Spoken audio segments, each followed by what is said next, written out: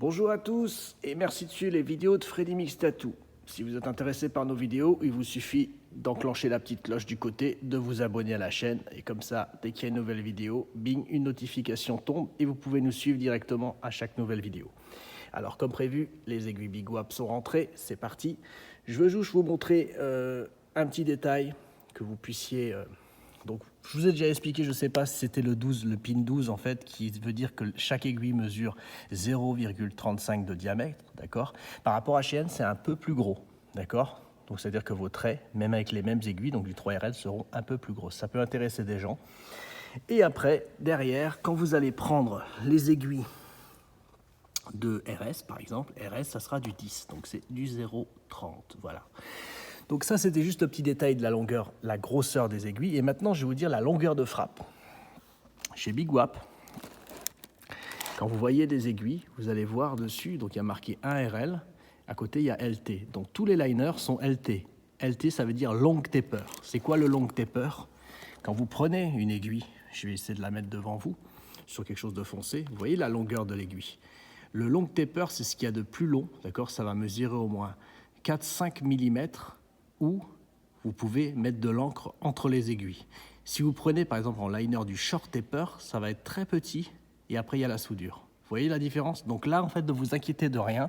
La plupart du temps, on aime vendre du long taper. C'est ce qu'il y a de mieux quand vous faites du tracé. Parce que vous pouvez tout mettre dedans et même vous pouvez enfoncer un peu plus. Si c'est du short taper, vous êtes bloqué très rapidement puisque la soudure, elle vient juste derrière.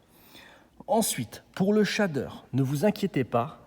C'est pas du long taper, c'est du short taper, d'accord? Je vais vous expliquer comment vous pouvez voir le short taper. Quand vous prenez une boîte comme ça, vous voyez dessus 14RS ST, ça veut dire short taper. Alors short taper, c'est très simple.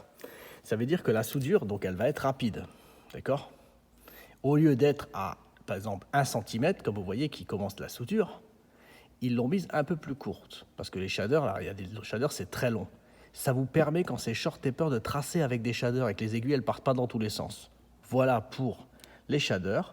Et ensuite, les magnums, quand vous allez les prendre, il y aura marqué à la place, comme je vous ai montré sur les boîtes short taper, il y aura marqué sur tous les magnums, que ce soit les magnums 9 mag, comme vous pouvez le voir, 13 mag, et puis que vous allez voir même les courbés, d'accord, les RM. Quand vous allez prendre ces aiguilles-là, ça sera du medium taper. Donc c'est de l'intermédiaire, il n'y a pas de souci pour les magnums, on n'a pas besoin d'avoir... Il n'y a pas beaucoup de shorts qui existent, mais il y a du long taper. Et ce qui n'est pas cool, c'est que les aiguilles, elles bougent quand c'est du long taper. Donc medium taper, ils ont bien visé, c'est top. Donc voilà. Donc il n'y a pas de souci pour ça, on s'est occupé de tout, vous vous souciez de rien, vous prenez vos tailles comme d'habitude.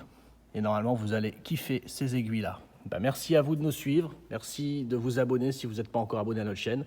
Je vous souhaite une bonne journée et je vous dis à bientôt. Bye.